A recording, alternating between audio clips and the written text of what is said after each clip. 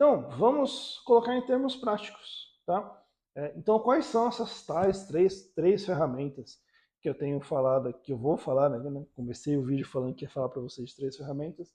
Então, vamos colocar em termos práticos quais são elas, e aí vou depois falar mais ou menos alguns passos para vocês colocarem elas em prática.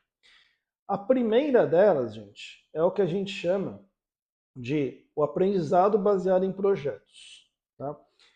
Outra coisa que eu falei já várias vezes aqui no canal, quem me acompanha já ouviu, mas colocando isso como uma ferramenta para você mesmo.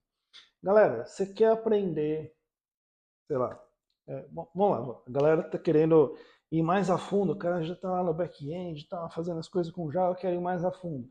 Pô, Helder, aí o cara, já acontece, né? Helder, quero aprender Kafka, cara. Pô, quero aprender Kafka. Aí o cara vai, ele baixa um manual de Kafka, aí ele vê uma palestra de Kafka, e aí ele lê não sei o que de Kafka, e aí ele vai no site do Kafka e tal. Essa é a pior maneira que você tem para aprender, não só Kafka, mas qualquer coisa. Como é que você pega, por exemplo, o Kafka para você? Como é que você pega o Quarkus para você aprender? Como é que você pega qualquer coisa que seja que você quer aprender? Escolhe um problema que você vai resolver e cria um projeto para resolver aquele problema. Tá? Então, por exemplo, Helder, eu estou aqui num projeto e, putz, cara, eu precisava criar uma forma aqui de eu lidar com mensageria assíncrona. Pô, legal, você precisa resolver um problema de mensageria assíncrona. Cara, o Kafka é um negócio que pode te ajudar bem a resolver isso. Vamos ver como é que a gente pega esse problema que você está precisando resolver e usa o Kafka com mensageria assíncrona para resolver esse problema. Pô, você pensou num problema, você criou um projeto para resolver esse problema e você está usando aquilo que você precisa aprender para resolver esse problema. Automaticamente você vai ter que estudar, você vai ter que fazer as perguntas corretas, você vai ter que correr atrás do aprendizado que vai te levar a resolver aquele problema. E isso vale, gente, de verdade, para qualquer coisa que você vai aprender na nossa área. Tá?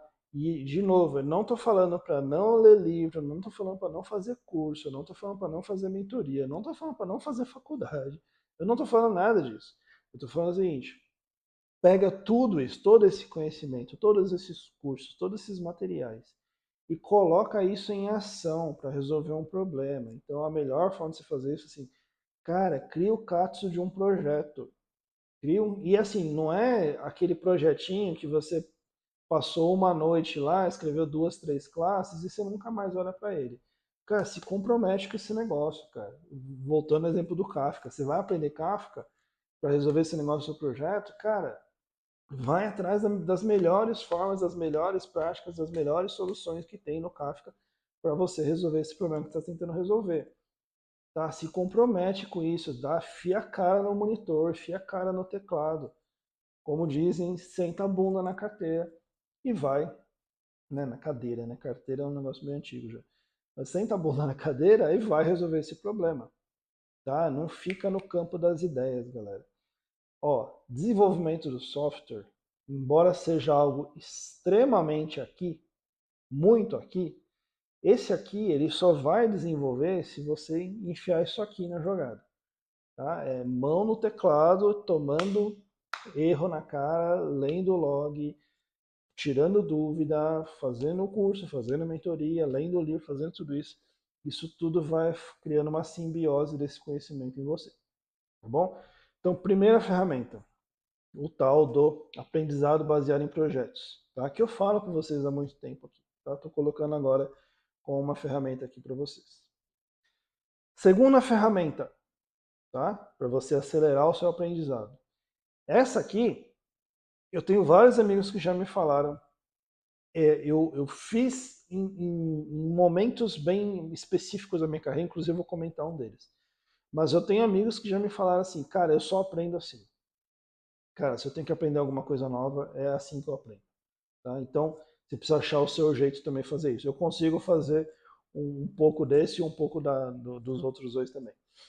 A segunda ferramenta é a tal da imersão total. Você se imergir, você fazer em inglês eles chamam de deep dive. Tá? naquilo que você precisa aprender. Então é o seguinte, onde que eu fiz isso na minha carreira? E muitos de vocês presenciaram quando eu fiz isso. Quando eu resolvi que eu ia me tornar o cara de Jakarta EE do mercado. Tá? Como é que eu fiz isso? Cara, eu virei um dia, não foi num dia, né? Mas durante esse processo eu falei assim, meu, na boa, é o seguinte, eu quero ser uma pessoa reconhecida por Jakarta EE, na época era Java EE ainda, então é o seguinte, ó, eu só vou estudar Java EE, né, que depois virou Jakarta EE. Eu vou falar Java EE só para contextualizar na época, contemporaneizar na época. Eu só vou estudar Java EE, eu só vou escrever códigos na Java EE, eu só vou falar de Java EE. Nos eventos que eu for, eu só vou em palestra de Java EE. Nos eventos que eu for palestrar, eu só vou palestrar sobre Java EE. Se eu for escrever um post de blog, vai ser sobre Java EE. E se eu for falar com alguém, eu vou perguntar de Java EE. E eu só fiz esse raio desse Java EE por 2016 até 2018, 2019. Então, assim, 2, 3 anos que foi onde a minha carreira literalmente explodiu. Escrevi 2 livros sobre isso, conversei com os maiores especialistas de Java EE do mundo, liderei um painel de Java EE num Java One, com umas 15 pessoas mais ou menos, todos os grandes especialistas de Java EE do mundo. As pessoas falavam comigo e falavam assim, você é o cara do Java EE, né? Porque eu só falava desse raio, desse negócio. E assim, o efeito disso externo foi isso. As pessoas me reconheciam como alguém de Java EE, isso me abriu uma série de oportunidades e isso, minha carreira realmente decolou na época. Mas o que, que isso gerou internamente para mim? Cara, eu sabia muito de Java EE, eu comecei a entender realmente como a coisa funcionava, o que, que você devia fazer, o que, que você não devia fazer, como é que você usa isso, como é que você não usa isso, o que, que você usa para resolver determinado problema. Isso me trouxe um monte de conhecimento, galera. Um caso que eu conto relacionado a isso também, é, bem nesse período aconteceu a transferência do Java EE para Eclipse Foundation e aí ele passou a se chamar Jakarta EE um tempo depois. E logo que aconteceu os primeiros movimentos de fazer essa transferência, um dia um amigo me ligou e falou assim, Alder, vai rolar daqui a pouco, era no mesmo dia, ele me ligou, sei lá, 40 minutos antes, vai rolar uma reunião com o Mike Milinkovic, né, que é o presidente da Eclipse Foundation, para falar sobre a transferência do Java EE para Eclipse. Você não quer participar? Eu falei, pô, lógico que eu quero, vamos lá, né? Na minha cabeça, era uma reunião com a comunidade, ia ter lá um monte de gente, etc. Tinha 6 pessoas na reunião, além do Mike Milinkovic. E eu era uma delas. Por quê? Nossa, porque eu era, né, super-sumo? Não. Porque eu vinha botando tanto foco naquilo num nível global e com tanta intensidade que as pessoas praticamente na época era difícil falar sobre Javé sem lembrar de alguma forma de um cara lá do Brasil que não parava de falar desse raio desse Javé. Tá? Então, esse tipo de imersão faz com que você realmente acelere muito, galera. Muito, muito, muito aprendizado. Como eu falei, eu comecei a fazer isso em 1 ano e meio, eu estava contratado na Oracle, em mais 2 anos e pouquinho eu estava na Red Hat, e em 4 anos eu tinha virado Java Champion.